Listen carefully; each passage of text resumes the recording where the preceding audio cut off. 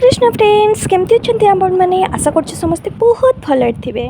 तो आज आम भाई भौणी बाहर आम उदला पाखापाखि नोदडिहारे गोटे सुंदर जगन्नाथ मंदिर को आगरू केबे भी से मंदिर को जाई नथिली।